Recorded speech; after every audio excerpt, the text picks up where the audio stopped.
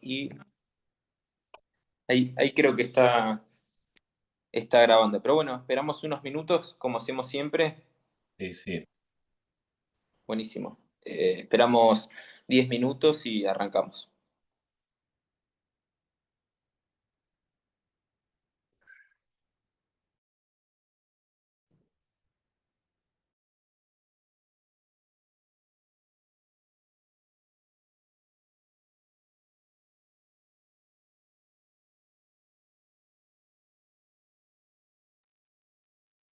Igual, Emanuel, te recomiendo quizás poner grabar en unos minutos más porque si no se vuelve muy pesada la grabación innecesariamente. Dale, dale. Genial. Así que la puedes parar y volver después a hacer otra. Y voy a hacer, ahí comenzó a grabar. Y voy a hacer una breve presentación para nada, para que las personas que no los conocen, o bueno, capaz lo conocen un poco, lo conozcan mejor. Bueno, primero que todo agradecerle a la gente que se está uniendo. Voy a tratar de ir aceptando mientras hago la presentación porque me van llegando las notificaciones. Agradecerle especialmente a Rodrigo y Antonella que aceptaron la invitación de querer participar en esta clase o esta presentación, no sé bien cómo llamarlo, pero bueno, en esta exposición podríamos decirlo. La idea de la clase, como lo expresé en la presentación en Instagram, es conectar un poco el psicoanálisis con otras disciplinas, en este caso con la política.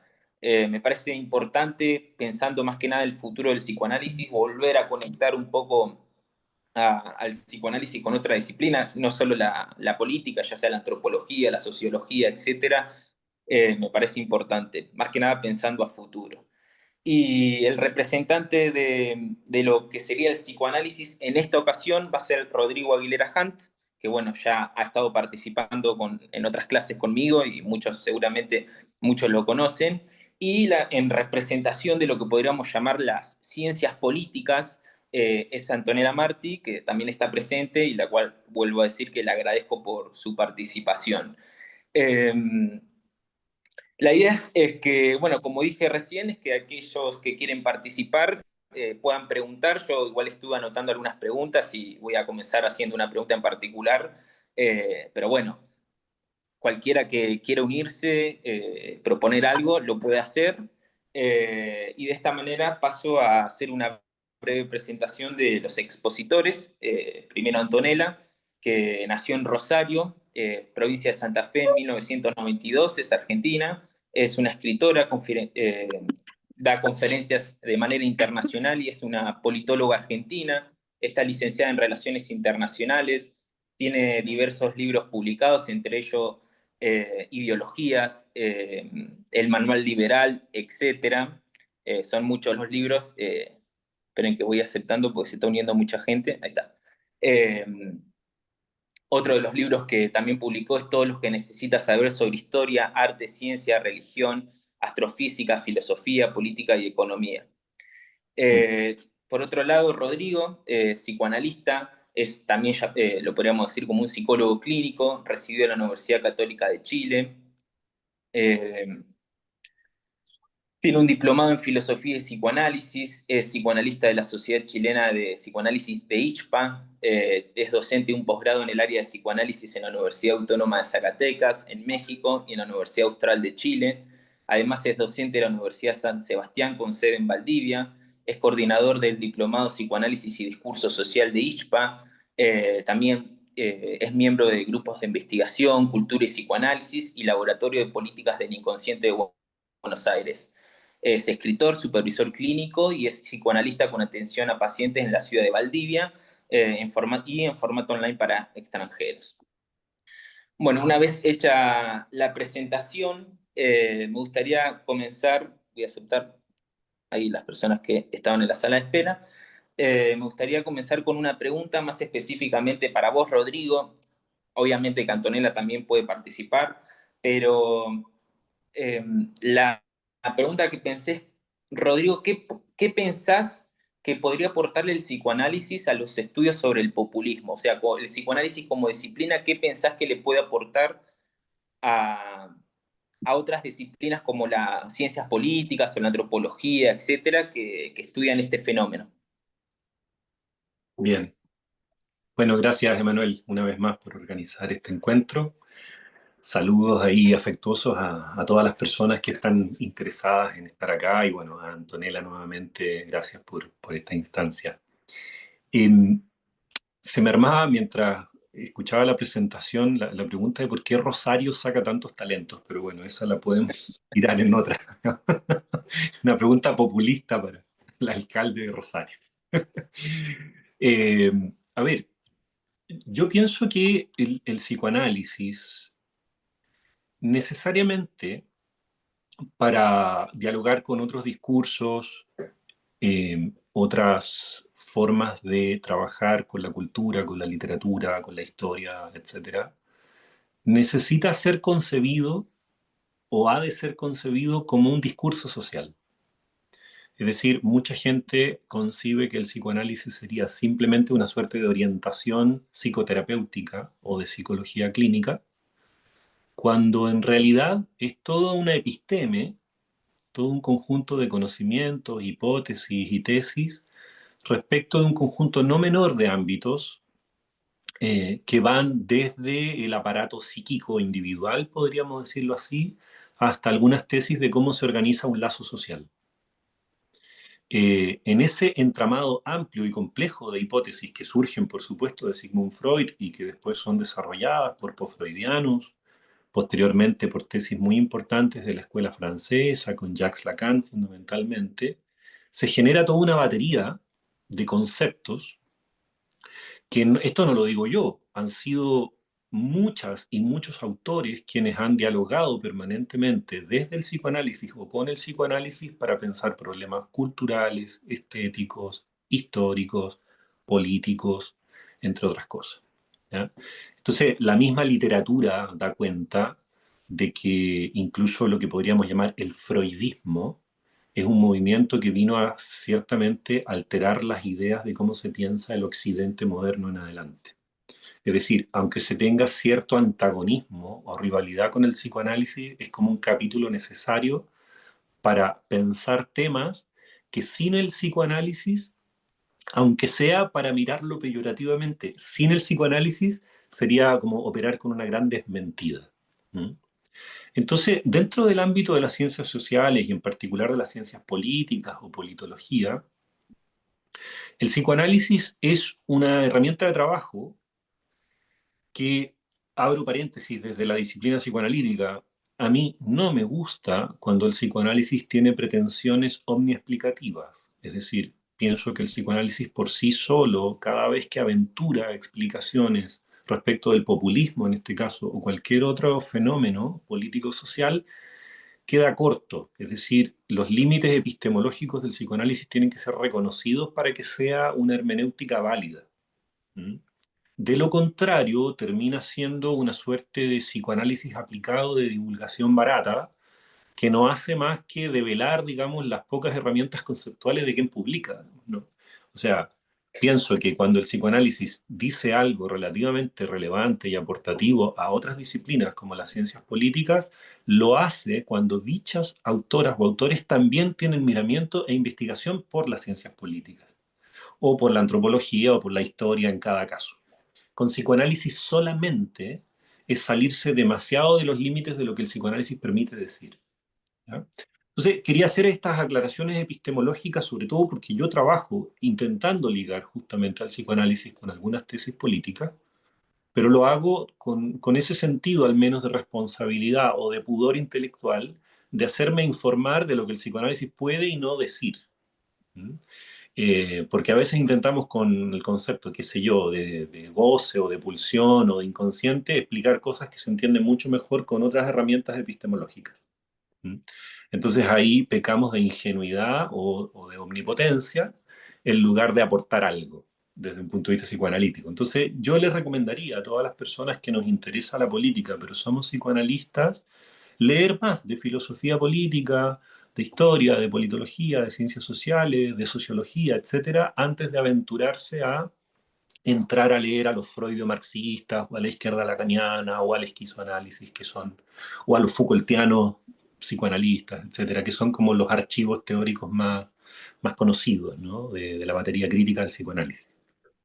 En particular, y con esto voy terminando esta pequeña introducción, para pensar el populismo, desde el punto de vista psicoanalítico, echa mano básicamente a la herencia gramsciana, digamos, ¿no? Una suerte de lector crítico de Marx, que ha sido apropiado por múltiples autores llamados así postfundacionalistas, entre ellos el más conocido es justamente un argentino que trabaja en Essex, en Inglaterra, que se llama Ernesto Laclau. Y Ernesto Laclau, a su vez, ha influenciado a autores como Jorge Alemán, también muy conocido argentino, ha dialogado y discutido con Judith Butler, con Slavoj Žižek, etc. Y uno de los libros más conocidos, ¿no? Además de Hegemonía y Estrategia Socialista, de los años 85, me parece que es ese texto de Laclau, es La razón populista. Y en La razón populista, Ernesto Laclau, desde la perspectiva de la teoría de discurso psicoanalítica, específicamente lacaniana, o al menos de la teoría de discurso, digamos, del estructuralismo francés de mediados del siglo XX, y la teoría de discurso y lenguaje, intenta explicar fenómenos populares, fenómenos populistas con herramientas de teoría de discurso. Entonces ahí transforma elementos importantes como política, pueblo, ideología y otras en elementos significantes de un discurso. Yo diría que dentro de la historia que vincula al psicoanálisis con las ciencias políticas para pensar al populismo, probablemente la teoría laclausiana o de Laclau y sus herederos y herederas sea probablemente la más importante. Y allí no me extiendo en esto, porque eso lo podremos conversar después. Lo que Laclau va a decir es que el populismo no es solo, como muchas veces se piensa, dos cosas. Una etapa de la historia, en principio en Rusia, posteriormente en el Cono Sur, a principios y mediados del siglo XX. No es solo eso, no es solo un régimen de gobierno o un modo de administrar el Estado, y tampoco es, como lo pensaría, digamos, el freudo-marxismo con psicología de las masas, una forma de liderazgo carismático peyorativo, en el sentido de lo que más se conoce como populista, un líder populista, carismático, simplón, que apela al pueblo pasándose por encima de cualquier argumento, por encima de toda institucionalidad. Ernesto Laclau va a reconocer estos elementos del populismo, va a decir, hay muchas formas de entender el populismo. Es polisémico el concepto de populismo, es complejo, incluso contradictorio. Hace algunos años se decía, bueno, yo soy peronista de izquierda o peronista de derecha, digamos, o sea que se podía ser populista y se podía estar diciendo en rigor muchas cosas, ¿sí? Es un significante en disputa, diríamos, con Ernesto Laclau. Pero lo que Laclau va a decir es que más que una forma de gobierno específica o una etapa histórica, lo que el populismo es una estrategia de construcción política. Es una estrategia de construcción política que tiene ciertos pasos lógicos basados en la teoría de discurso. Y esa es la que, digamos, uno puede pensar, investigar y si, bueno, si en una segunda vuelta, para no colonizar aquí el tiempo, hace falta, puedo profundizar un poquito más qué es lo que propone en ese texto, digamos, ¿no? Pero por ahora diría esto, Emanuel. Bien, gracias Rodrigo. Bueno, paso a una pregunta que tenía ganas de hacerle a Antonella, eh, que tiene que ver por qué considera que el populismo tiene tanta fuerza en América Latina y cuánto hay del líder y cuánto hay de la sociedad para que esto se produzca. Gracias, Emanuel, por la organización de este encuentro. Gracias, Rodrigo, también. Un placer de parte también saludar a todos los que se sumaron hoy. Me parece importantísimo debatir este tipo de cuestiones, de asuntos y conectar distintas aristas de distintas áreas, de distintas disciplinas, para poder responder, ¿no? O encontrar tal vez alguna especie de disparador sobre el porqué de estas preguntas que hacías muy bien recién, Emanuel. ¿Por qué Y esto no solo, creo que es un fenómeno no solo de América Latina, se ve claramente en Estados Unidos, estas últimas elecciones, la decisión de una gran parte de la sociedad estadounidense de elegir a un personaje que podemos y que debemos definir como populista. Claramente, Rodrigo explicaba recién muy bien las distintas definiciones, connotaciones que tiene el propio populismo, que tiene además muchos apellidos. Digamos, puede haber populismo dentro de una muy amplia, digamos, gama o espectro político ideológico, eh, pero actualmente la tendencia es encontrar el auge de un populismo de derechas o de lo que se conoce en la actualidad como las nuevas derechas, un populismo de la nueva derecha.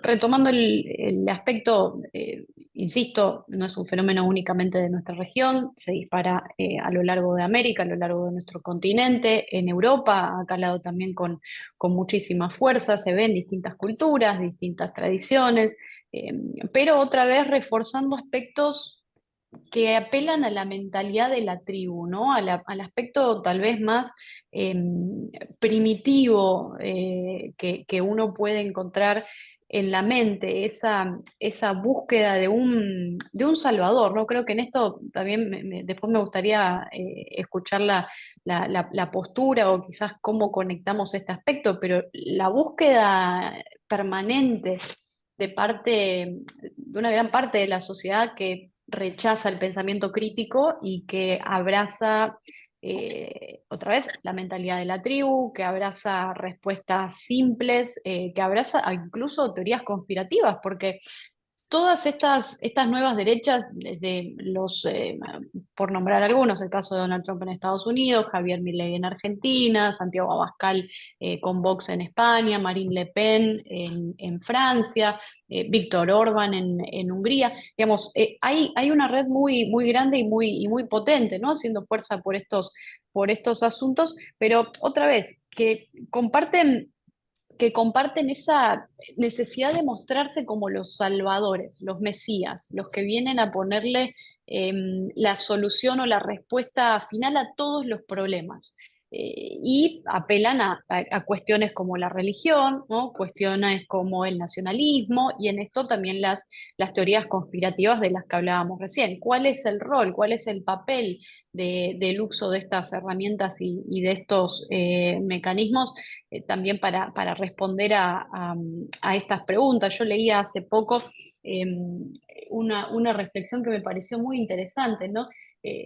Cómo en el caso al menos de Argentina, que se haya elegido a una personalidad política tan violenta, ¿no? Con un discurso, unas narrativas de odio. Esto, digamos, es algo que lo podemos ver si prendemos, esto lo digo para muchos que tal vez nos ven desde afuera de Argentina, pero cualquier discurso, cualquier conferencia, evento, lo que fuera, de parte de estos presidentes, tiene una carga de violencia, de ira, una sed de venganza. Hay como hay una articulación muy interesante, ¿no? De esas emociones que canalizan a través de la política y que buscan al final ponerle ese manto a la sociedad, ese manto protector, eh, pero otra vez, ¿por qué Argentina votó a una persona que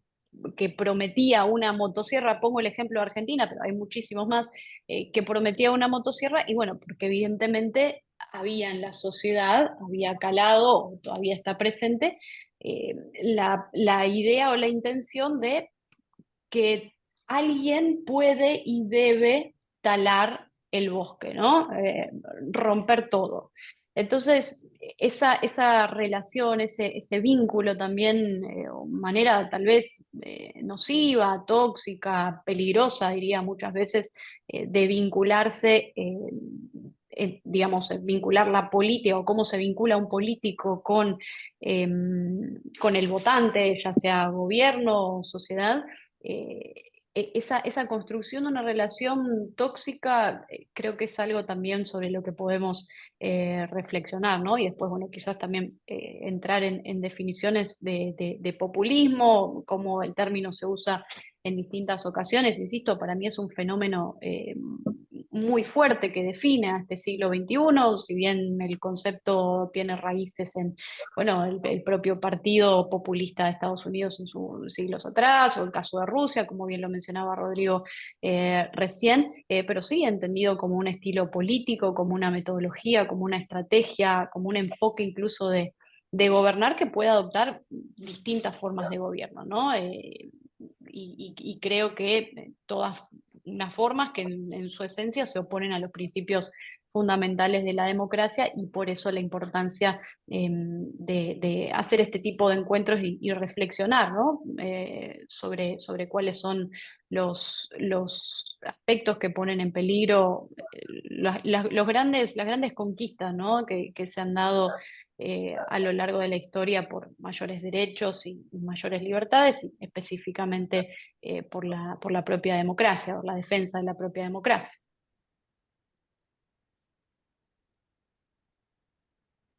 Te paso a Emanuel, no sé si quieren hacer algún comentario, Rodrigo, o incluso si hay alguien eh, acá Sí, conectado que quiera agregar algo también. sí, no sé si Rodrigo querés aportar algo sobre lo comentado por Antonella, no sé si anotaste algo, si no paso a otra pregunta que tenía pensado hacer. Sí, voy tomando notas.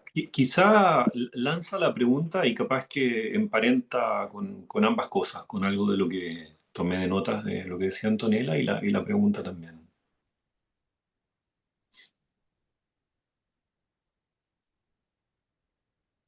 Acá en el chat hay un comentario.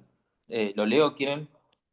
Según lo explicado por ambos expositores, también veo en la construcción de estos personajes un alto nivel de rasgo narcisista, un complejo de emperador, incluso con delirios de los que ellos están seguros que son reales y no una condición mental, ya sea transitoria o de personalidad. Mm. A ver, me gustaría comentar algunas cosas, quizás algo dispersas entre sí, pero todas importantes en mi opinión. Primero, me parece valioso contribuir con que el psicoanálisis, si tiene algo para decir respecto de estas cosas, no es desde la psicología individual del líder solamente.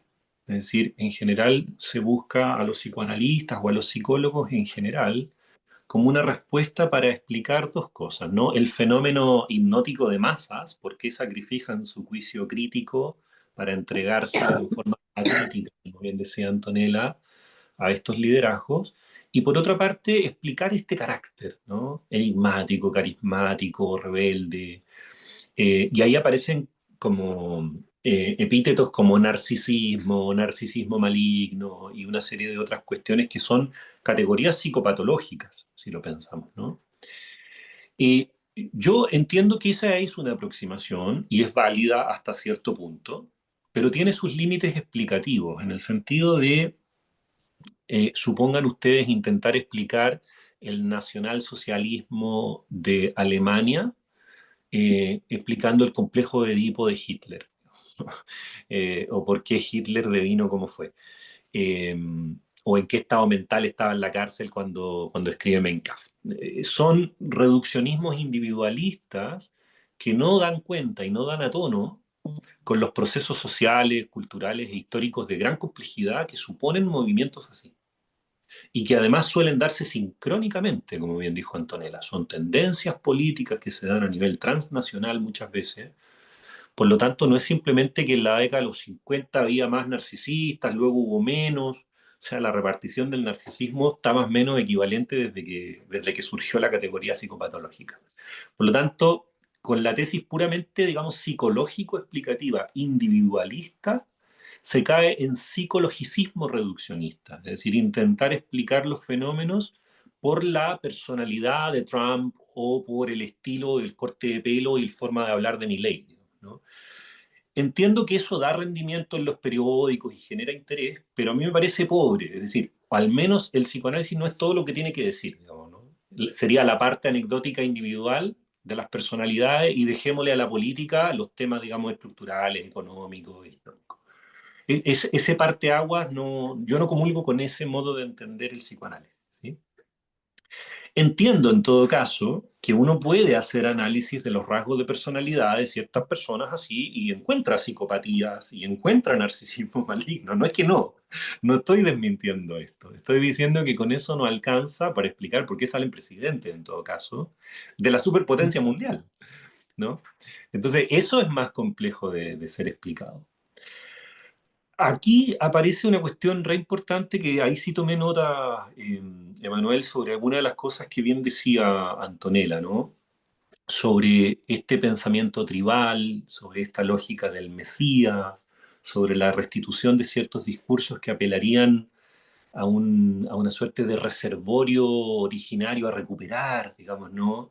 Made America Great Again, ¿no? En una suerte de imaginación popular, un tanto vaga, pero que al mismo tiempo moviliza pasiones y emociones de alta intensidad, ¿sí? Que son capaces de sacrificar cualquier argumento lógico complejo, ¿sí? Y eso tiene que ser leído de un modo u otro. Y acá hay dos textos de la literatura clásica psicoanalítica que son muy importantes para pensar estas cosas. El primero es de Sigmund Freud, Psicología de las masas y análisis del yo.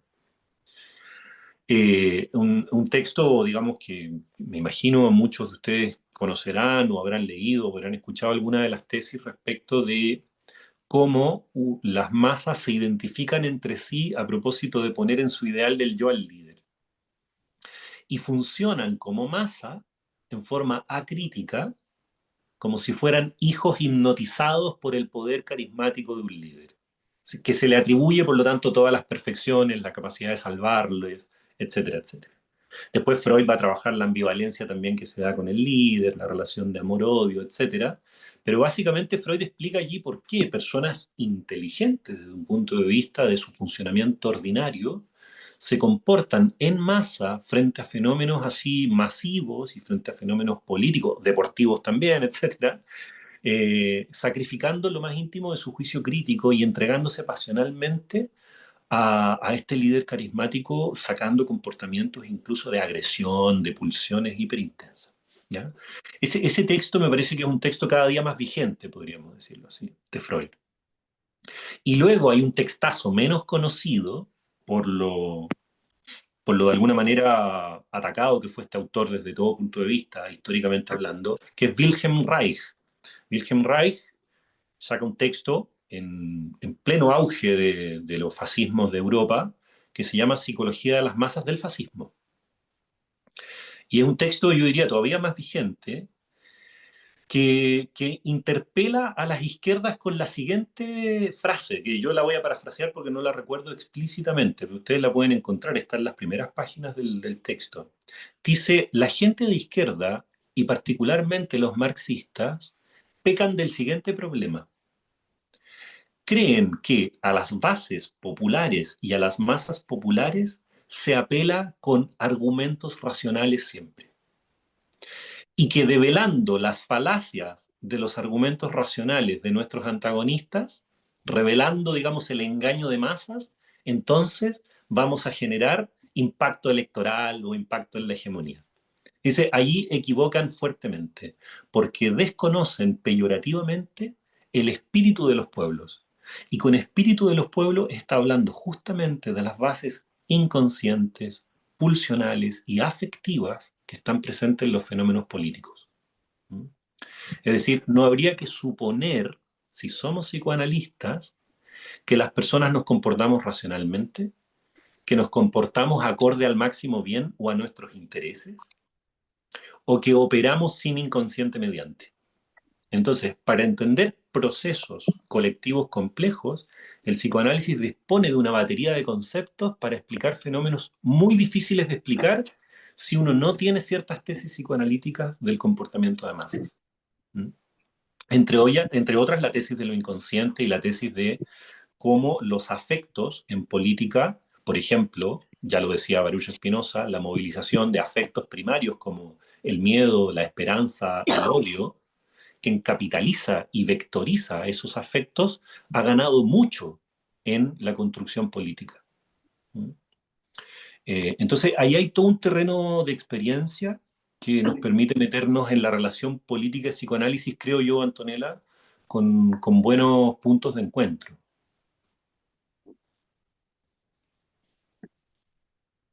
Sí, Rodrigo, estoy de acuerdo, me parece interesante verlo desde esta perspectiva, ¿no? Además, traer dos. Yo siempre intento a la hora de hablar sobre populismo, sobre este fenómeno, esta tendencia que marca a este siglo.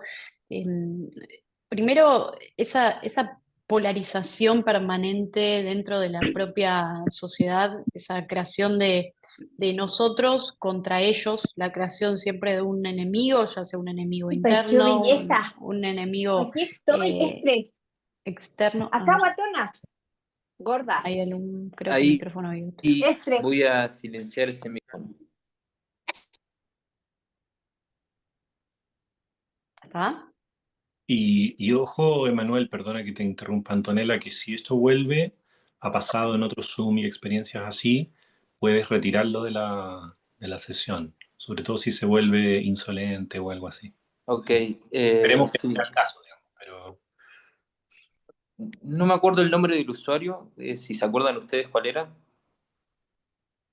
No, yo no lo Bueno, sé, no lo vi. por ahora ya está, Pero digamos. bueno, parece que ahí sí, está. Sí. sí, sí, sí, sí. Em, bueno, no, continúa un poco, pero partiendo de ese mecanismo que tiene el líder, el mesías, el caudillo populista de la división de la sociedad, de esa tal vez narrativa eh, binaria, ¿no? Que fomenta ese conflicto, esa confrontación, que sugiere además que solamente puede haber una victoria si es a expensas del otro, ¿no? Entonces, ese enfoque de alguna manera polarizador, yo creo que eh, se usa, que ha sido utilizado otra vez, por múltiples partidos políticos de distintos colores ideológicos para movilizar, ¿no? Precisamente esas bases, consolidar apoyo y mientras tanto termina digamos, deslegitimando a lo que sean los oponentes políticos, o incluso las instituciones, o incluso la democracia, o incluso aquel otro al que plantean que hay que destruir, ¿no? ¿Por qué? Porque hay un otro que viene a contaminar la pureza de la sociedad, por eso hablan permanentemente incluso del otro como un virus, ¿no? Como el enfermo, como el peligroso, como el que hay que separar de la sociedad, el que hay que destruir, el que hay que silenciar, ¿no? Y además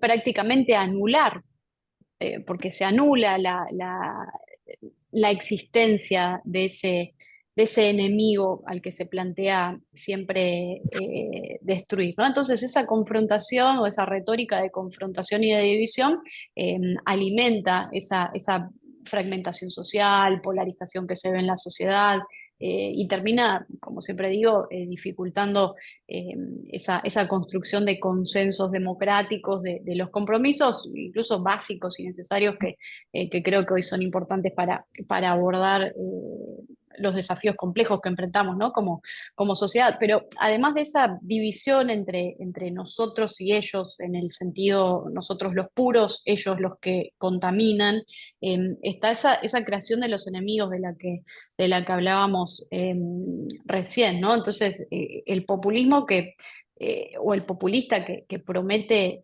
devolver el poder, ¿no? Porque creo que también acá el uso del rol, el papel del poder es algo que no podemos descartar, pero devolver ese poder al pueblo, a la idea del pueblo, la construcción de la idea del pueblo que encarna la voluntad popular de alguna forma, y que otra vez lo hace excluyendo a los que no encajan en esa visión del mundo de los populistas como el pueblo, entre comillas, auténtico, ¿no? Eh, y yo insisto en que, bueno, que hoy uno de los grandes peligros que tiene nuestra sociedad es este auge del nacionalismo, de un nacionalismo religioso, ¿no? Que construye y que hace de la religión una propia ideología el uso de digamos, cómo se ha derivado en distintas teocracias o se intentan imponer determinadas teocracias haciendo leyes a partir de textos bíblicos, el uso de la religión, las fuerzas del cielo, en el caso de Donald Trump también, Bukele, por ejemplo, en El Salvador, todos apelando a haber recibido un mandato divino, ¿no? El mandato de Dios de ser los elegidos para salvar otra vez a la idea que construyen de pueblo. Entonces, creo que ahí también tenemos otro aspecto para analizar, yendo mucho más allá, también traemos el rol de las redes sociales, incluso la conexión que hay entre estrategias políticas y también la manipulación de la percepción pública, ¿no? Eso que Mencken llamaba la estrategia del demagogo, ¿no? Una estrategia que básicamente implica mantener a la población en un estado constante de alarma, porque esta es otra cuestión, digamos, uno prende la televisión y está permanentemente viendo a ver con qué amenaza inventada, la creación del fantasma, la creación de los enemigos, eso que hoy llaman los woke o que en algún momento se llamó feminismo, a todo lo que se le pone, ¿no? Ese título de lo otro que amenaza, de lo otro que contamina para ellos. ¿Qué contamina ese formato, esa idea de vida de los años 50 del siglo pasado? O incluso que va mucho más allá, ¿no? En la época de la Inquisición, una visión muy medieval de las relaciones dentro de la propia sociedad, pero creando permanentes amenazas, ¿no? Creando fantasmas todo el tiempo. Y además dándonos una especie de reality show para consumir, porque es una estrategia muy, muy útil, que les sirve mucho a estos populistas de estas nuevas derechas, es que crean escándalos todo el tiempo, o sea, crean escándalos cada día para que hoy se olvide el escándalo de ayer. Entonces, con eso van manejando la agenda, van imponiendo determinadas, sí, agendas o asuntos en el debate y van creando, ¿no? Ese clima de la época. Pero otra vez volviendo a ese concepto de la estrategia del demagogo de la que hablábamos recién, donde otra vez se intenta mantener a la población en un estado constante de alarma, donde se les presenta una sucesión de amenazas que no termina nunca más, y muchas de las cuales, insisto otra vez, son imaginarias, ¿no? Entonces, ese propio enfoque es el que crea, podríamos decir, una demanda de un liderazgo, de una protección, que termina llevando a la población muchas veces a buscar refugio en estos líderes que prometen seguridad en medio de la incertidumbre, ¿no? Yo pienso, por ejemplo, con esto ya voy cerrando esto, pero la literatura medieval incluso, muy, muy rica en traer conceptos como, bueno, los fantasmas, los monstruos, las brujas, cómo eso reflejaba también la dinámica de crear y de explotar el miedo, ¿no? Para consolidar eh, el poder y la propia autoridad. Entonces, estos demagogos de hoy en día, los demagogos contemporáneos, podríamos decir, igual que los predecesores históricos, eh, otra vez apelan, recurren a versiones, diría yo, actualizadas de un mismo juego y presentan políticas, ideas, medidas, argumentos nocivos, peligrosos, que se utilizaron a lo largo de la historia, ¿no? Y los presentan como nuevos, ¿no? Se les pone otra vez el título de novedad, de lo novedoso. Eh, y toda esa construcción de fantasmas les da, por supuesto, la justificación perfecta para ellos encabezar lo que llaman batalla cultural, que es un término en el que hoy, dentro del populismo, bueno, mencionaba anteriormente a Antonio Gramsci, ¿no? Esa idea de la hegemonía cultural, como además esa propia teoría fue adaptada o readaptada de alguna manera por la nueva derecha, donde hoy es esta nueva derecha la que apela a la idea de batalla cultural, que para mí no es más que la intención de imponer imponer una determinada moral por encima de la otra, de llevar adelante esa batalla cultural. No tiene ningún interés por la cultura, ningún interés por la, no sé, antropología, por la literatura, por la arquitectura, no, el interés ahí está en llevar adelante una cruzada moral para colocar un modelo de vida puntual y específico a las demás personas, ¿no? Y bueno, con esto cierro, no sé, Rodrigo, quizás hacer algún comentario, Emanuel o alguien más que quiera traer algo sobre este asunto. Sí, Sí, tengo algunos comentarios, pero no sé, Manuel, dime tú. sí, hay algunos comentarios en el chat, pero antes me gustaría hacerle una pregunta a Antonella, que es muy interesante todo lo que propone, eh, que yo a Antonella ya la conozco desde hace bastante porque la he escuchado hablar públicamente en los medios de comunicación, etcétera. Y mi pregunta precisamente si es el hecho de los populismos, o sea, vos por ejemplo, yo recuerdo que vos has estado con Axel Kaiser, por ejemplo, incluso creo que has estado con Milei dando conferencias. ¿Este hecho puntual del populismo te hizo separar de ellos? Mira, bueno, eso ya es, puedo profundizar un poco más en eso, ¿no? Yo no tengo, hoy te diría, nada en común con ninguno de estos dos personajes que me parecen completamente nocivos, no solo para la democracia, el futuro de la democracia, sino también del pensamiento crítico, ¿no?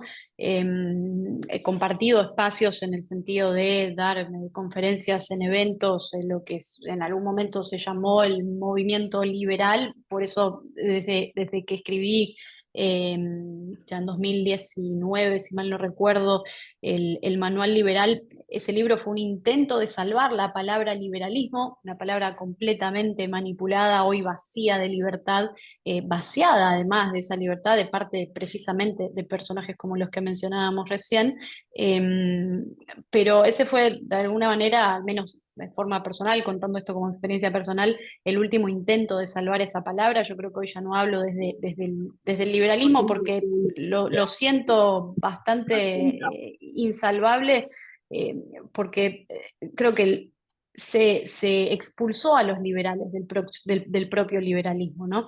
Entonces, sí, en ese círculo se apelaba mucho a un fundamentalismo de mercado, ¿no? Yo creo que, bueno, muchos años atrás tenía alguna especie de ideas en común en términos económicos, ¿no? En todo lo que es el discurso económico, que hoy me replanteo muchas de esas cosas y las expongo y las pregunto, cosa que para ellos es pecado, ¿no? Porque la duda, la pregunta es un pecado, es algo que no se debe hacer, y bueno, entonces planteando asuntos como estos, pero claro, nunca me sumé a esa idea de cruzada moral, de batalla cultural, de estar en contra de los inmigrantes, de estar en contra del feminismo, de estar en contra de los derechos LGBT+, de estar en contra de aspectos que, insisto, que tienen que ver con las propias teorías de género. O sea, ellos hacen una construcción del enemigo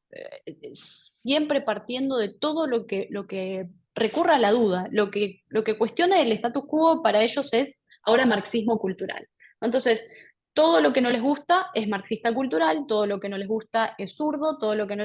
Entonces, yo observaba, ¿no? Eso también, siempre recomiendo la lectura de autores, el autor argentino José Venegas, que él de hecho lo vio también desde hace mucho tiempo, un amigo mío, eh, él escribe en 2016, más o menos, ya hace bastante tiempo, insisto, un libro que se llama el curioso caso de los liberales mutando hacia el fascismo, y yo creo que eso ha sucedido efectivamente en esos círculos del liberalismo, donde se hablaba supuestamente de libertad y demás, y se han convertido muchos en negocios personalistas, en la cultura del like, de decir cosas para poder tener más likes en redes sociales, ¿no?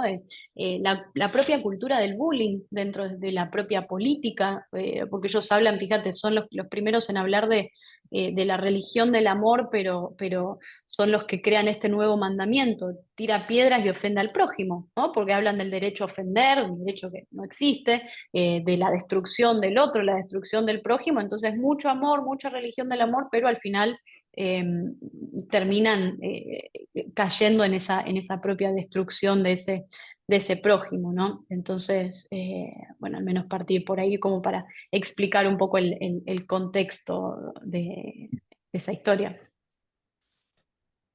Gracias, Antonella. Rodrigo, ¿querés aportar algo? Creo que querías aportar algo, si no, paso a las Sí, claro. preguntas del chat. Sí, bueno, me interesa que pasemos a las preguntas del chat, pero preliminarmente algunas notas que complementan lo que dice Antonella. Primero que nada, yo incluso hubiera partido por esto, ¿no? Generar espacios de conversación, debate, diálogo, etcétera, que supongan hablar de política, hoy es un ámbito complejo. O sea, instalar un dispositivo que funcione está difícil porque da la impresión de que a nivel como geopolítico, pero en particular en nuestro cono sur, o se es un zurdo de mierda o un facho de mierda, ¿no? Y entonces, como se parte del presupuesto de quién es el otro, ya no importa lo que diga, no importa lo que haga, todo va a caer bajo la categoría, digamos, prejuiciada de ese paquetito simple, imaginativo respecto a quién es el otro. Y me ha tocado muchas veces iniciar alguna conversación y que termina básicamente en eso, digamos, ¿no? Y eso no llega a destino, digamos, no tiene no tiene ningún elemento vital ni erógeno, eso, ¿no? Entonces, realmente conversar, incluso quizás podríamos ver algunos énfasis distintos entre ser un defensor de cierto liberalismo como proyecto cultural, que efectivamente un liberalismo que no sea fascistoide, podría tener cierto asidero, ¿no? La idea de cierta libertad en el sentido de ciertos valores que se dan. Yo podría discutir con eso, ¿sí? Quizás desde una izquierda más radical, si tú quieres, desde el anarquismo, desde el marxismo. Se podrá conversar eso. Pero, o incluso con gente de cierta derecha. En Chile, por ejemplo, tú tienes una cierta derecha liberal que te dice, bueno, esto lleva a prosperidad, no es necesario que el Estado venda pastas dentríficas, eso lo puede hacer el mercado. Bueno, en fin, tú puedes discutir con estas personas, ¿sí? Pero después viene el tipo que va y grita y viva Pinochet y que todos los problemas que tenemos es porque llegaron inmigrantes a Chile. Y ahí no, la verdad es que hablar no se puede, ¿sí? Entonces, estamos en un ámbito donde efectivamente desplegar argumentos y que estos argumentos sean escuchados en un sentido fuerte y radical de la palabra, acá me pongo psicoanalista, escuchar al otro, en cierto modo, es un esfuerzo consciente de vaciarse de los propios preconceptos hasta cierto punto para habilitar, ¿no?, a esa alteridad que aparezca. Y eso en política es muy difícil. O sea, lo es difícil siempre en todo caso, pero en política aún más. Después, me parece, recogiendo algunos de los argumentos que planteaba Antonella, que el psicoanálisis, una de las cosas que nos dice, como gran tesis, digamos, politológica, diría yo, es que toda bandera de unidad está basada en una exclusión originaria. Vamos a decirlo así, ¿no? No existe algo así como un todo armonioso, tomados de las manos, éxito. Cada vez que uno vea en política eso, un todos unidos juntos armónicamente de las manos, uno debiera preguntarse quién quedó fuera, ¿no? O sea, en base a qué desecho se generó esta unidad imaginaria, ¿sí? Porque eso nos va a dar las bases de lo que después va a retornar como síntoma, como malestar al interior de esa propia sociedad. Eso es hacer, siguiendo a Althusser, un lacano marxista en este caso, una lectura sintomal de la sociedad. La sociedad va dejando residuos que retornan e insisten sí o sí, a través de ciertas fisuras que la propia cultura genera. Entonces, a partir de eso, claramente, una estrategia ideológica, esto lo tomo de Slavoj Žižek en El sublime objeto de la ideología, va a decir lo que Antonella decía en forma mucho más directa, que es que la tesis žižekiana en este sentido es que para la construcción de esta ideología totalizadora es necesario construir un mito, un orden mítico, de un gozo nacional, por caso, que viene a ser robado por un enemigo situable. Llámese feministas, migrantes, marxistas, lo que ustedes quieran de turno, digamos, ¿no? Según la época histórica en que estemos hablando, pero la unidad nacional y la gloria nacional, o la gloria de un cierto proyecto político, está basado en situar en ese enemigo el ataque o la amenaza a ese gozo que si ellos no estuvieran nosotros podríamos recuperar, ¿no? Y eso opera en un orden fantasmático, eso no es ninguna propuesta, digamos, que uno pueda ver en un sentido positivo de vamos a construir 500 casas, no, no está en ese orden discursivo, ¿sí? Está en un orden fantasmático, no está en un orden de propuestas contrastables, ¿sí? Y eso genera mucho rendimiento político. Lo otro que quería como comentar es que a propósito también de algunas de las cosas que dijo Antonella, no sé si ustedes conocen este texto, que la verdad es que más que el texto me interesa el título, ¿no? La pregunta es si la rebeldía se volvió de derechas, ¿sí? Que es de Pablo Stefanoni, creo, y que de alguna manera nuevamente recupera esta idea de que en cierto modo las buenas prácticas, la correctitud política se volvió poco a poco como sinónimo de establishment, del tipo aburrido, que está ahí en la burocracia estatal, que nos está perjudicando y jodiendo tras bambalinas, que pertenece a instituciones que ya están media muertas, que perdieron legitimidad, y por lo tanto discursos voraces, de alta intensidad, sobre todo odiosa, en esto coincido con Antonella, aparecen como rebeldes y frescos en algún sentido, ¿sí?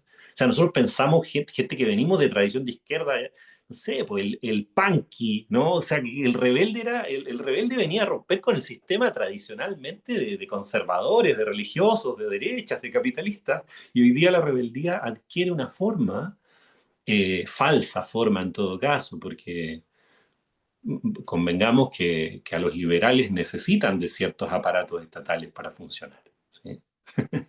Entonces, bueno, ahí hay todo un tema como a analizar, por qué en cierta medida también generan tanto impacto en determinado público con poco capital filosófico y con poco capital simbólico, digamos, de educación. Cuestión que de vuelta nos trae como a la pregunta de qué está pasando en las bases sociales de educación cívica, digamos, ¿no? ¿Qué sabe la gente desde pequeña de qué es el espacio público, de qué son los derechos, de cómo uno se relaciona con el otro, de la historia de su propio país, etcétera? Esos son temas, digamos, también políticos. Al menos en Chile fue un triunfo importante de la derecha segregar la educación para ricos de la educación para pobres, sacar la filosofía y la educación cívica de las mallas curriculares básicas, y todo eso va generando precondiciones para cierta ciudadanía, ¿no? Como nota al pie de página, digamos, ¿no? Y por último, yo sí creo que la derecha está siendo hoy por hoy más eficiente en profitar o capitalizar un malestar cultural y económico, ¿no? Podríamos decirlo así, bajo la alicaída representatividad de las instituciones del siglo XX, la derecha está siendo más eficiente en capitalizar eso por derecha y de profitar de elementos que están ahí vacantes que lo que podría ser una izquierda que tampoco tiene proyecto político, ¿no? Porque los socialismos reales o el marxismo económico, etcétera, todo lo que uno ve históricamente han sido rotundos fracasos, han devenido en totalitarismos, etcétera, ¿no? Entonces, realmente un proyecto alternativo, igualmente intenso, tampoco existe. Entonces, mucha gente tradicionalmente de izquierda hoy por hoy está defendiendo a la ONU, a la OMS, al Estado, que eran tradicionalmente en el siglo XX, alguien de izquierda atacaba esas instituciones como instituciones burguesas, digamos, de pseudo-democracia. Hoy por hoy las defendemos acérrimamente para que no retrocedamos 2 siglos, digamos, ¿no? Entonces, tenemos ahí todo un dilema, digamos, de qué es realmente hoy por hoy un proyecto no de derecha. ¿Existe tal cosa? Y a lo sumo existe, digamos, como dentro de lo que podríamos pensar, dentro de la lógica de mercado, algunos elementos de ecologismo, de feminismo, que parecieran ser contraculturales, pero que son fácilmente, digamos, colonizables por la lógica liberal y neoliberal, ¿no? O sea, uno va y se puede comprar una polerita, digamos, nueva que dice salvemos el planeta y se venden, digamos, desde China exportadas Millones de esas, ¿no? Y si es necesario, el chino te exporta una camiseta que diga que mueran los chinos, digamos, made in China. Trump, por ejemplo, tenía uno de los gorritos, uno los abría y estaban hechos en China, los de campaña, digamos. Entonces, hay que entender cuestiones geopolíticas tremendamente complejas, sumado a, y con esto sí que prometo cerrar, situaciones que tienen que ver con nuevos modos de pensar por dónde se mueve la política, digamos, ¿no? Lo que se conoce como ciberliberalismo, redes sociales, fake news, inteligencia artificial, plataformas, etcétera, que hacen que entender, digamos, lo que antiguamente era un discurso político o la construcción de las sociedades, de las bases barriales y populares, hoy por hoy eso está en cuestión, digamos, ¿no? Cómo se hace política y cómo se divulgan las ideas. Pareciera ser que un bot es bastante más eficiente en términos políticos que un líder barrial, por ejemplo, o un líder territorial, ¿no? Entonces ahí como que de alguna manera la política del siglo XX y del siglo XXI están superpuestas en lógicas diferenciales. Eh, Tengo un par de cosas más, pero no quiero extenderme más porque va por otro orden de ideas, así que me gustaría, no sé, dar la palabra, abrir comentarios, no sé, tú también si tienes otras preguntas. Yo tengo ahí una pregunta tal vez para hacerte, Rodrigo, en este caso. Emanuel hace un rato hablaba de Axel Kaiser, bueno, chileno, y me parece importante también traer esto a colación, porque yo me acuerdo un debate entre él y Mario Vargas Llosa, donde Kaiser muy tramposamente, ¿no? hace esta pregunta, le hace esta pregunta a Vargas Llosa y le dice ¿en qué dictadura preferirías vivir? ¿En la de Maduro o en la de Pinochet? Y Vargas Llosa le dijo que no le aceptaba esa pregunta porque para un liberal las dictaduras son todas malas, digamos, no hay dictaduras menos malas. Entonces, hasta ese momento, bueno, desde esa derecha eh, chilena, representada también por personajes como estos que también se hacen llamar a sí mismos filósofos, pero fíjate esa manera tramposa de decir y no decir que prefieren a un Pinochet, ¿no? Que prefieren a un Pinochet. Y en esto hablabas también, Rodrigo, de la falta de educación democrática, de educación cívica, y cómo ahora se reivindica lo militar, se reivindica el aparato militar, el aparato de la propia masculinidad, ¿no? Donde hoy estos personajes de la nueva derecha dicen que hay una crisis de la masculinidad, que en realidad es una crisis del machismo. Eso es lo que estamos viendo, ¿no? Entonces, ¿cómo conectamos eso, Rodrigo, porque esto también es algo que veo en todos los perfiles de estos personajes, no solo los políticos, presidentes, políticos o legisladores y demás de la nueva derecha, sino también muchos de los llamados académicos o intelectuales o los influencers, para decirlo, para ponerle algún título, donde se muestran en una constante búsqueda de validación y de aceptación por parte de esa figura paterna, ¿no? Que en este caso lo vemos con Javier Milei imitando cada una de las políticas de Donald Trump, llegando a saludarlo como un chico fanatizado, vuelto loco, ¿no? por una figura como esa. Le pasó con Santiago Abascal en España también, donde recuerdo que él dijo que en el momento en el que él era un ser despreciable, esa fue la palabra que usó para definirse a sí mismo, el único que lo abrazaba era Santi, ¿no? Por Santiago Abascal, que es, bueno, otra vez, para muchos, el representante de Vox de estas nuevas derechas en el caso de España. Pero otra vez, ese paternalismo, esa búsqueda de validación o de aceptación, que también se vincula con esta masculinidad que vemos que quiere resurgir, una masculinidad machista. ¿Hay manera de conectar esto con el populismo, con la tendencia que Mm. vemos en el mundo actualmente, Rodrigo? A ver, en principio la respuesta breve es sí. Digamos, el cómo me toma un poco más de rodeo responderlo. Pero partiendo de lo primero que dijiste, Antonella, a mí me parece que es re importante este punto que quizás sí nos vincula, a propósito de psicoanálisis política, pero entre medio está la filosofía, Y es como, a propósito de la pregunta que le hicieron, ¿no? ¿Prefieres esta dictadura o esta otra? Es como una de las cosas que nos enseña la filosofía, y en particular las epistemologías críticas, es cómo un cierto campo de preguntas o un cierto campo de enunciados limita el pensamiento. ¿Sí? Y por lo tanto, uno tiene que luchar cuáles son las preguntas. Tiene que luchar en el sentido de discutir críticamente cuáles son las preguntas. Por ejemplo, si la encuesta dice Coca-Cola o Pepsi, yo respondería, prefiero no responder. ¿Me entienden, no? Con esto. Entonces, los medios de comunicación, los discursos políticos, muchas veces van achatando la idea de migrante o no migrante, ¿no? Libertad o control estatal. Y entonces van situando el campo de problemas en un simplismo binario que muchas veces, si se presenta con cierta audacia, con cierta astucia, deviene en un pensamiento completamente reflexivo y uno termina respondiendo estupideces sin ser estúpido, ¿no? Entonces, hay que volver a discutir cuál es el campo de presupuestos, preguntas que generan, ¿no? Con precondiciones para el despliegue de un pensamiento. ¿Mm? Y esto es un trabajo político también, ¿sí? Por eso es importante plataformas como esta, entre otras. Entonces, claramente, ahí la respuesta es sustraerse, me parece de Vargas Llosa, digamos, inteligente, a lo menos, digamos, ¿no? En términos de no voy a pisar este palito, no voy a caer en este truco, ¿sí?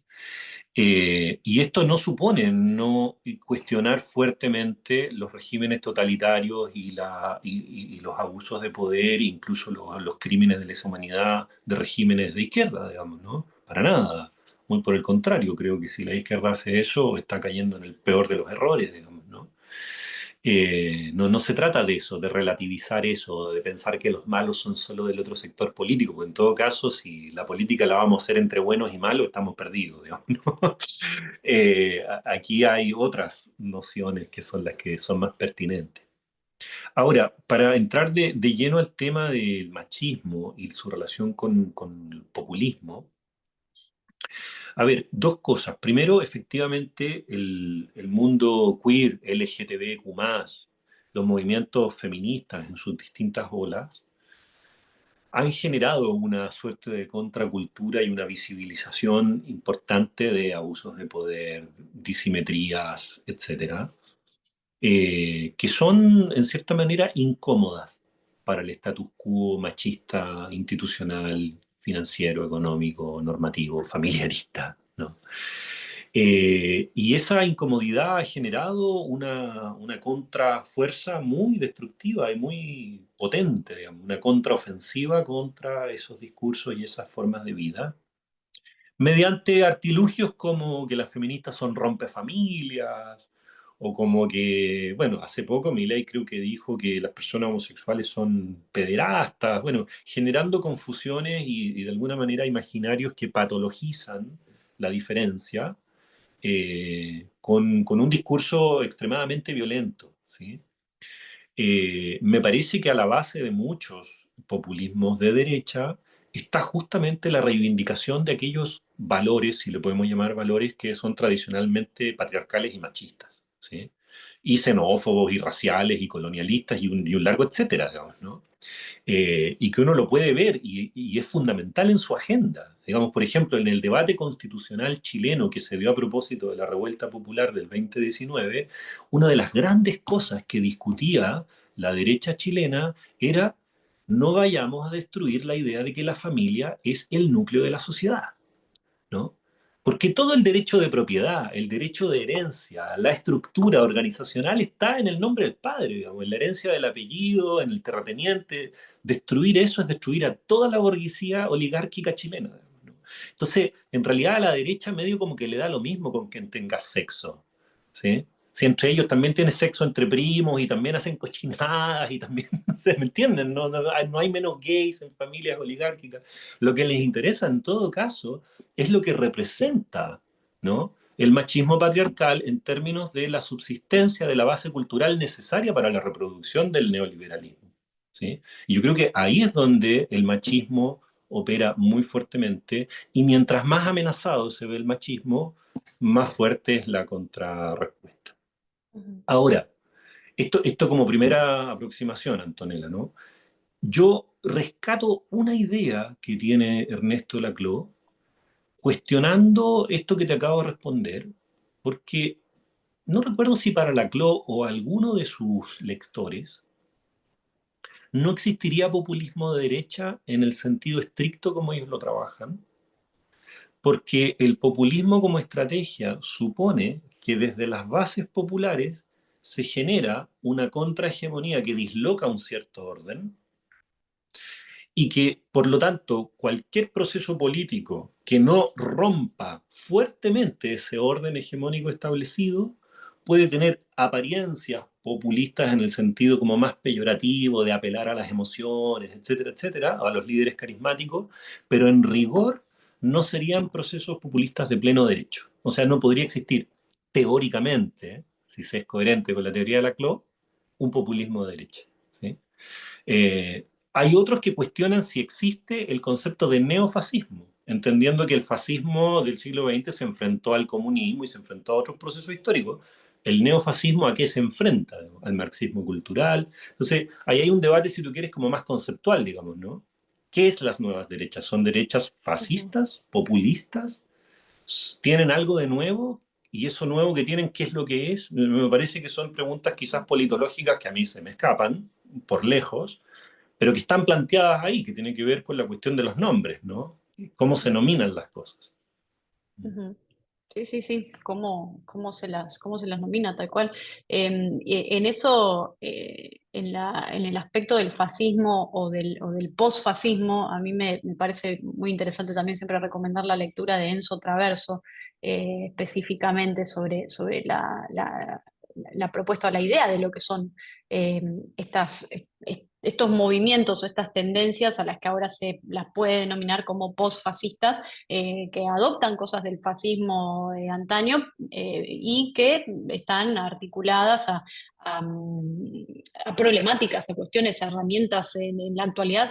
Insisto mucho también en el papel de las redes sociales, porque creo que esto es algo que no se nos puede escapar. También en esa búsqueda de validación que hay permanente, cómo hoy se usan para hacer también una especie de bullying sistemático, ¿no? Incluso los propios CEOs, de los propios dueños de las plataformas, que en nombre de una supuesta libertad de expresión, lo que están promoviendo son discursos de odio. Entonces, eh, al odio se le pone el título de libertad de expresión. Ahora, cuando uno los cuestiona o uno se organiza para hacer frente a esos mensajes, esas narrativas de odio, ahí ellos se ponen en el papel de víctimas, ¿no? Entonces, cuando a ellos se les tocan los privilegios, cuando a esa nueva derecha se le tocan los privilegios de los que han disfrutado desde hace siglos, claro, ahí entran en el rol, en el papel de las víctimas. Hay más, hay mayores derechos para las mujeres, el derecho al aborto, incluso los derechos, las libertades de las personas trans. Para ellos todo eso es una pérdida digamos, de estatus, ¿no? Una pérdida de privilegios a fin de cuentas. Y por eso patalean tanto cuando aparecen movimientos que ponen en jaque lo que decías, ¿no? La idea de la familia tradicional o la familia natural, como ellos la llaman, familia conformada papá, mamá, hijos, donde hay una estructura en la que el padre encarna, ¿no? Esa visión. Y por eso también creo que incluso no solo vincularlo con la idea de populismo, sino otra vez a la propia historia del fascismo, ¿no? El padre que encarna la figura de salvador de la propia nación, el auge del nacionalismo en esto, cómo conectamos, me parece también bastante interesante, nada, como comentario nada más. Sí, sí. Hay muchas metáforas ahí con la cuestión paterna y machista respecto de la explotación, la expropiación. De hecho, el ecologismo feminista a través de la antropología, como Rita Segato, en fin, también hablan de eso, ¿no? Como el cuerpo femenino, la subjetividad frágil, la tierra misma se transforma en recurso de explotación masculina. Entonces, la mujer deviene reproductora de hijos y empleada doméstica, y el hombre sale al mundo, a la polis, ¿no? Tal cual. Bueno, creo que está Pamela, no sé si Sí, levantando las manos un sí, iba a ratito. Y decir Emanuel, eso. no sé si tenemos, cómo estamos de tiempo, sí, creo que Pamela había levantado ahí Sí, por mí estamos pidió la bien de palabra. tiempo. Si 15 quieren más tenés. unos 15 minutos más, Yo generalmente no pongo un límite de tiempo, sino más o menos lo hago hasta cuando ustedes quieran. Pero sí, Pamela creo que estaba levantando la mano. Sí, como para también eh, girar la voz un poco, primero que nada, me resulta súper interesante el punto de vista que se está planteando. Quisiera aportar el tema de la globalización y las nociones de frontera, ¿no? Y que un poco lo estuvieron hablando con esto de las redes sociales y tal. Eh, Como bueno, hoy en día en este mundo globalizado, hiperconectado, se dan muchas paradojas por un lado, pero por el otro también la proliferación y la desterritorialización son elementos que ante la pregunta de cuál es el campo para hacer política, que creo que planteó Rodrigo, se hace un poco difícil o complejo, digamos. A mí algo que me choca mucho hoy en día es esta política o esta militancia de las publicaciones por internet y luego esto, ¿qué hacemos en los espacios públicos, por ejemplo? ¿No? Entonces, personalmente en esa reflexión yo estoy volviendo a unirme a colectivos, llevar el cuerpo, ¿no? El cuerpo, toda mi persona, porque también en este mundo tan abstracto, intelectual, de ideas y de flujos, ¿no? El capital como flujo, hay que bajar a tierra en algún momento, ¿no? Por muchos motivos. Eso por un lado, y por el otro, creo que un dato no menor que lo estuvieron mencionando igual un poco, es esta noción de, o sea, hoy en día las personas con, con poder, o sea, siguen siendo hombres, siguen siendo blancos, y hoy en día son los dueños de las plataformas donde está toda la información y donde estamos nosotros siendo subjetivados constantemente. Entonces, y ahora y hablamos de la inteligencia artificial como fuente de avances y no sé qué, pero la inteligencia artificial lo manejan ciertas personas, ¿no? Entonces, creo que hay como una cuestión esto de la frontera, en un sentido muy amplio, que creo que da respuesta un poco a algunas cosas que fueron mencionando. Esa era un poco mi opinión. Mm.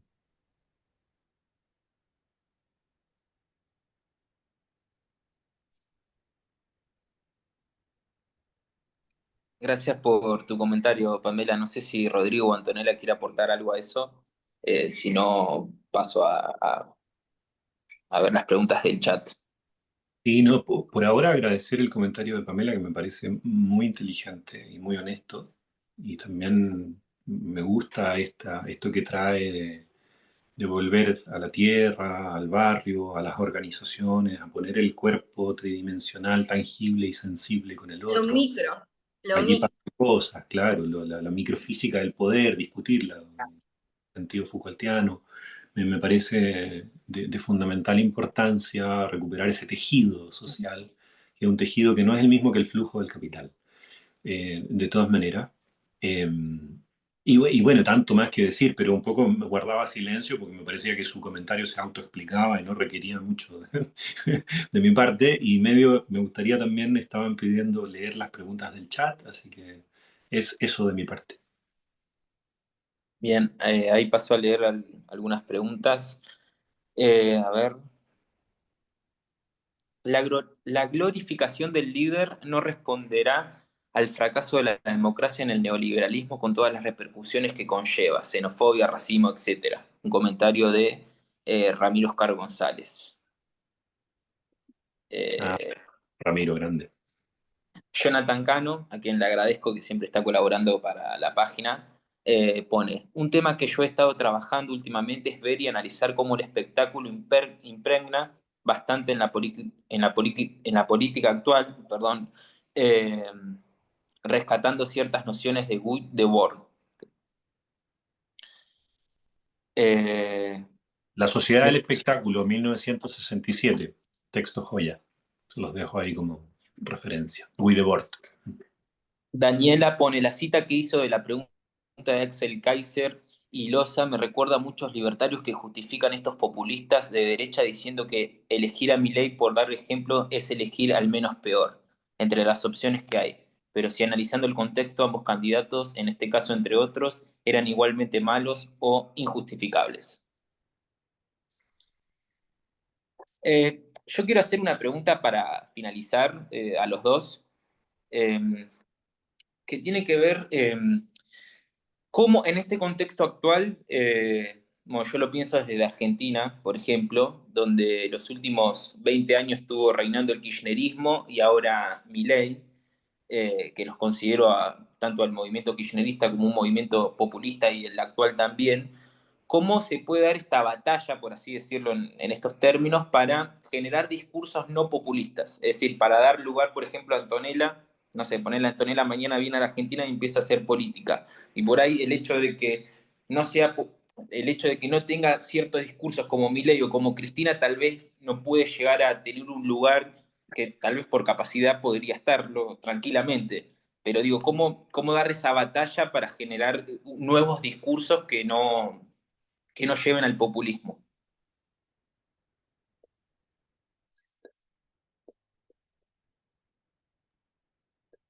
Bueno, yo creo, Manuel, que en ese sentido es un trabajo muy arduo, muy grande el que nos toca, porque al final se trata de educar no solamente sobre valores democráticos, sino también sobre pensamiento crítico, poder hacer énfasis en no caer en estas teorías conspirativas, en no caer en el culto a la personalidad de determinado líder, poder hacer a un lado esa visión primitiva o de la mentalidad de la tribu, ¿no? De la que hablábamos al comienzo.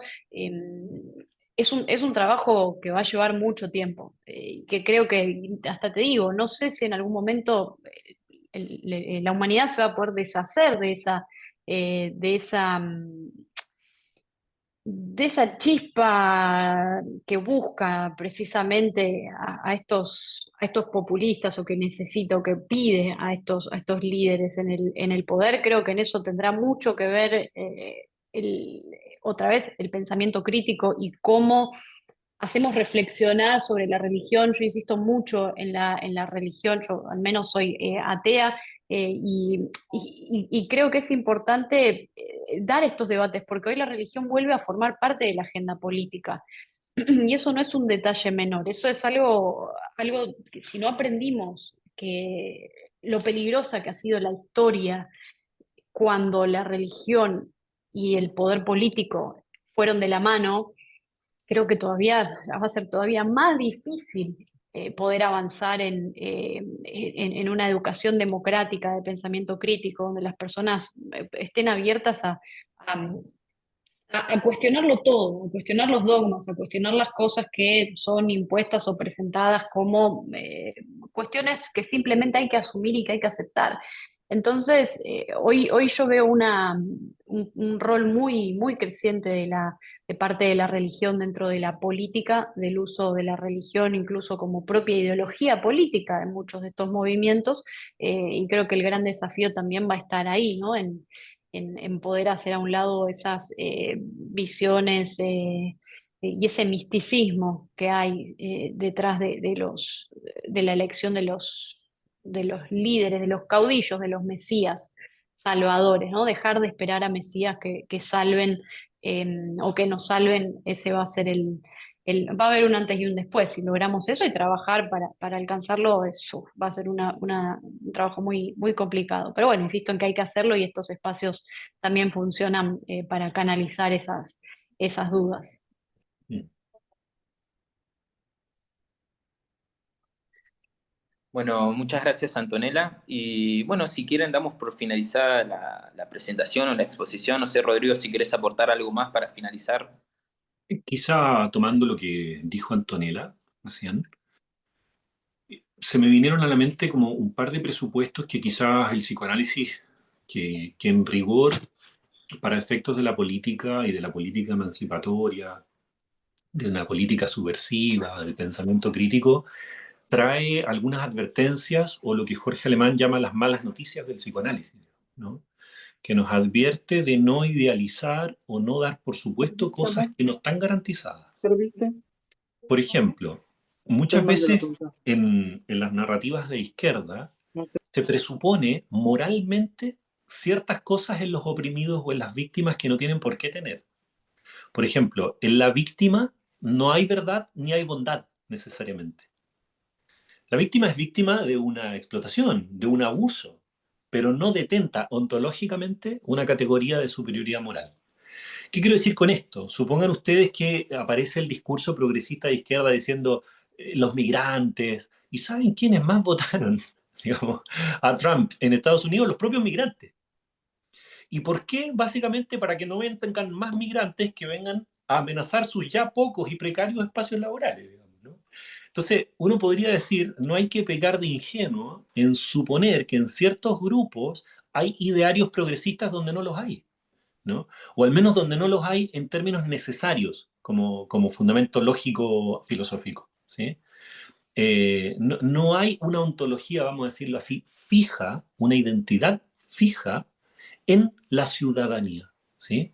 Eso es algo que trabajan mucho, digamos, la teoría de discurso desde un punto de vista psicoanalítico.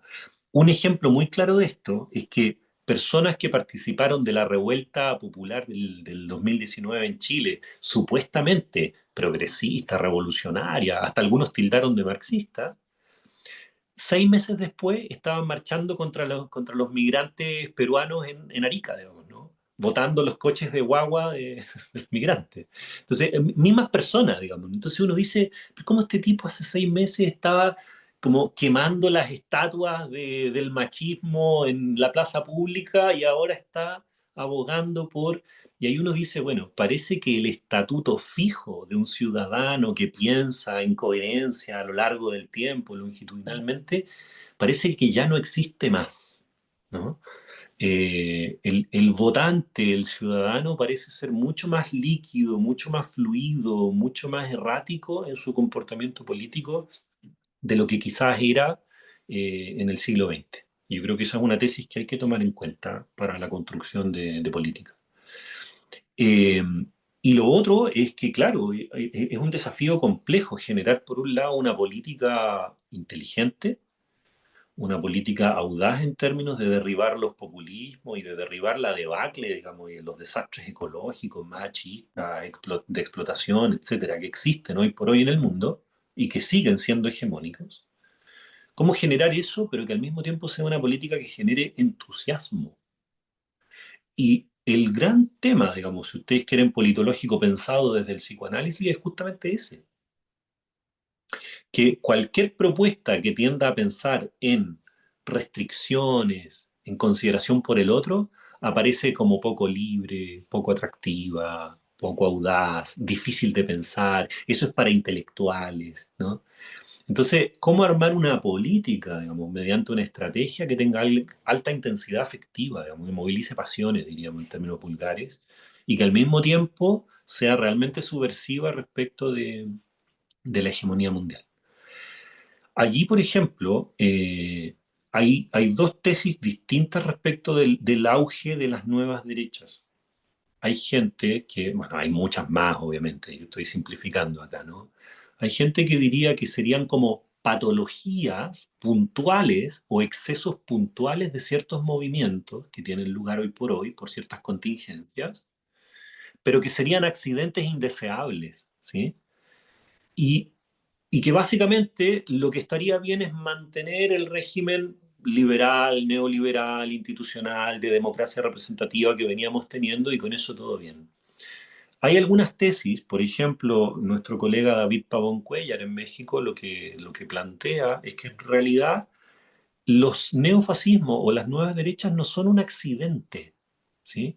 Son la revelación evidente del núcleo interno del capitalismo en sí, que la crisis capitalista en sí revela, vamos a decirlo así, abiertamente lo que comporta día a día, es decir, la explotación, el uso de la tierra, la segregación, etcétera, están ahí en la base económica de cómo funciona el mundo, y que estos discursos de extrema derecha dicen lo que en realidad ya está siempre dicho, solo que lo enuncian explícitamente, ¿sí? O sea, no sería de alguna manera un accidente, sino un emergente necesario y una parte de una suerte de revolución aceleracionista del propio proceso de privatización capitalista mundial.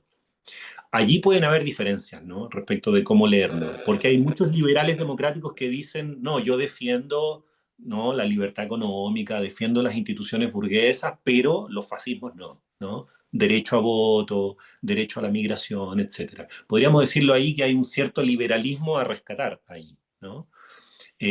Hay tesis más extremas de izquierda o más marxistas, si ustedes quieren, que dicen, no, si uno critica el fascismo, tiene que necesariamente criticar al capitalismo, porque son intrínsecamente indisociables.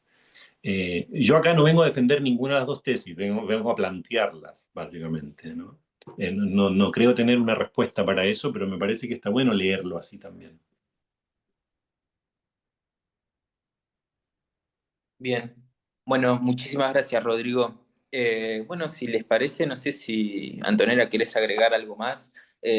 Podemos dar por finalizada la presentación y agradecerles por su tiempo y por lo interesante que estuvo la charla. Tal vez podemos organizar algo más adelante parecido a lo que hicimos hoy.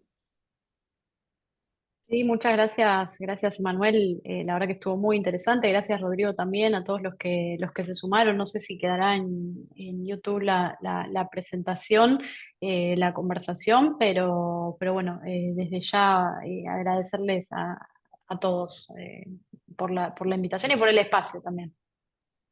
Buenísimo, sí. Vamos a tratar de que esté en YouTube y seguramente haga algunos recortes para las redes sociales.